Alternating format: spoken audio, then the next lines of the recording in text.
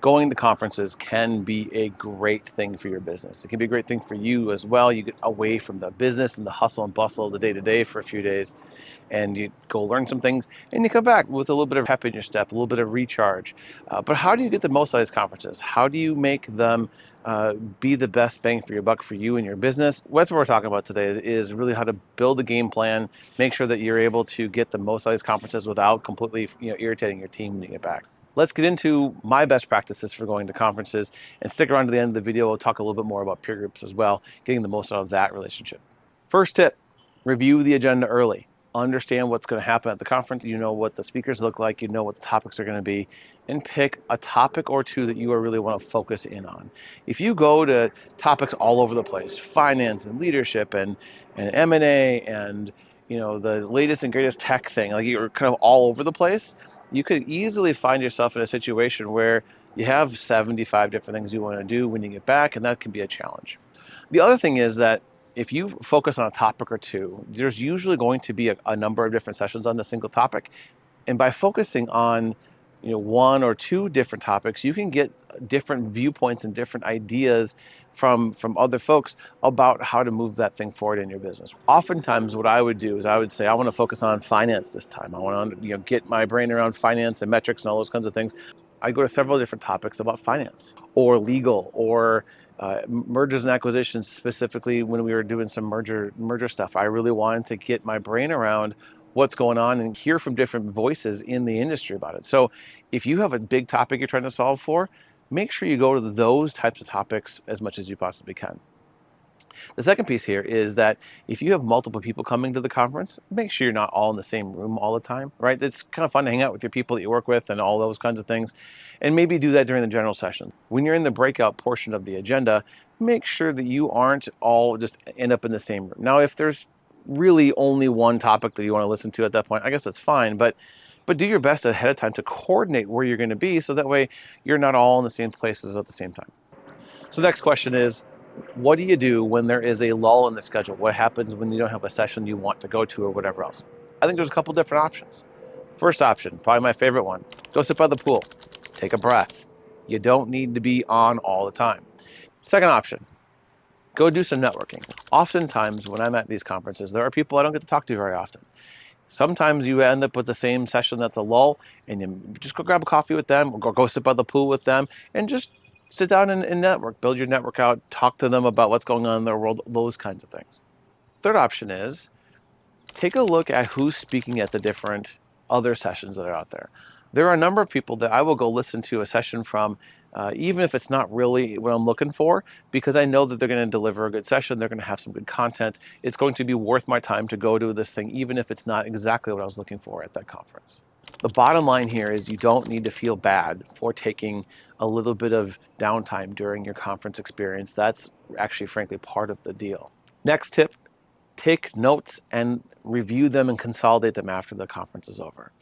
I'm a big fan of handwritten notes. I happen to typically use my iPad with the Apple Pencil to take notes, but whatever works for you, whether it's an actual pen and paper, whether it's one of those remarkable tablets or iPad or whatever, take some notes and draw pictures and take pictures of what the slides are and all the kind of stuff. Now, oftentimes they're going to give you the slides after the fact, but I almost never go back and pull down the slides. I find it much more valuable to take pictures of only the slides I really care about, that really resonated with me, knowing that I could probably go back and get the slides at some other point in time in the future.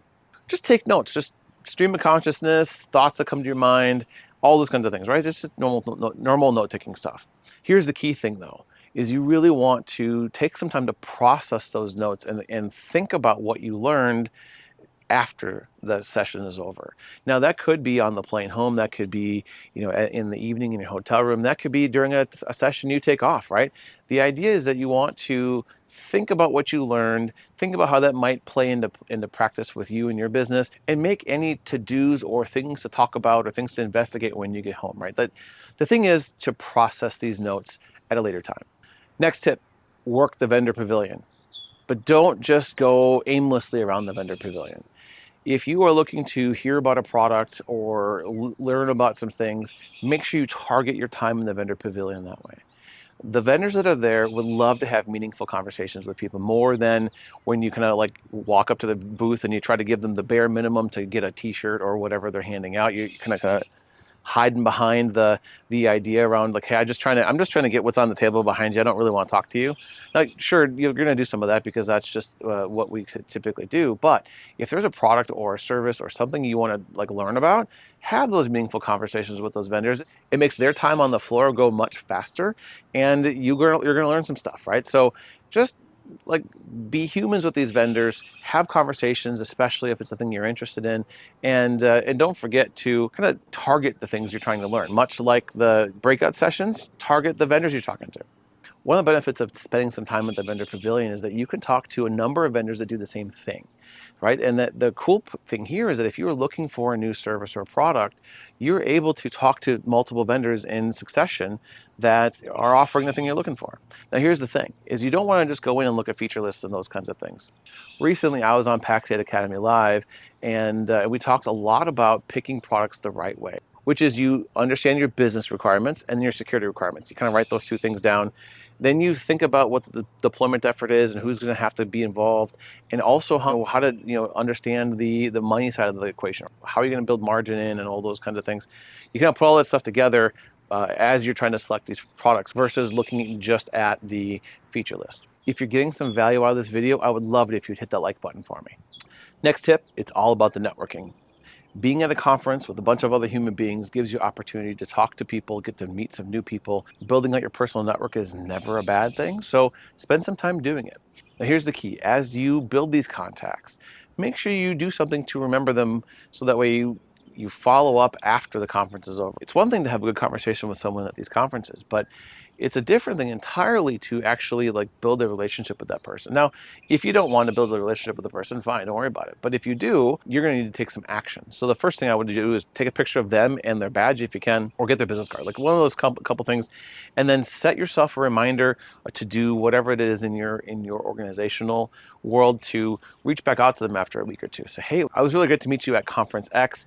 I'd love to, grab another chat with you at some point in the future, whether it's a virtual call or, hey, are you going to this conference in the future? I'd love to, sync up with you then, or I'm going to be in your state here at some point, like those kinds of things, right? If you want to build those relationships, you need to actually build those relationships. Now, you've stuck around thus far, so let's talk about peer groups for a minute because I think this is important. Oftentimes, peer groups are tied in with conferences anyways. It might be kind of one and the same for you. So the first thing is be prepared for your peer group. Think about what you're trying to get out of the group. Think about what's going on in your business. Share the realities and the actualities of what's going on. Don't hide behind, things are great when they're not, right? The point of the peer group is to help you with your business. So be prepared. Think about what you want to get out of it and really kind of lean into it. Thing number 2, have the one thing you want to move forward. This one thing can be big, it can be small, but it's one thing that you really want to make sure that you get answered, that you move forward for your business. So be selfish a little bit. Use your floor time on this. Talk to people at breaks. Sit by somebody different at dinner. Those kinds of things. Really focus on understanding what's going on and how you can move this one thing forward. It's natural to want to move everything forward. That's just what we do as business owners. But I'm telling you that if you try to do everything all at once, it's going to be a mess. Focus on one thing. If you really get a good answer on that, then maybe you have a secondary or tertiary thing, but really focus on the one. Third thing is teach, share. Tell people what's going on. Tell people how you solved the problem. That really helps them with their issue, but also helps solidify things in your mind. Some of the biggest benefits I got from peer groups was to share what I've learned and really kind of get into it, because as you teach people things, as you share your experiences, it really solidifies that teaching in your mind as well. So there's a dual benefit, right? You're helping somebody else and you're kind of reaffirming and solidifying those points in your head.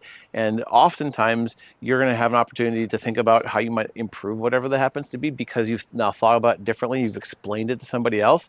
And sometimes it shakes the tree loose and you get some new ideas out of that as well. One more tip for both peer groups and conferences is don't come home with 75 things to do. Don't come home and inundate your team with, I learned this, I learned that, I learned this, I learned that. That can really overwhelm your team. So come back, consolidate those notes, figure out what you're going to talk about, and talk about one or maybe two things, and have a list of things you might come back to later. But if you come back and you say, I learned all this stuff and we're going to do all these things, you're going to frustrate your team a little bit. So just know that's a thing.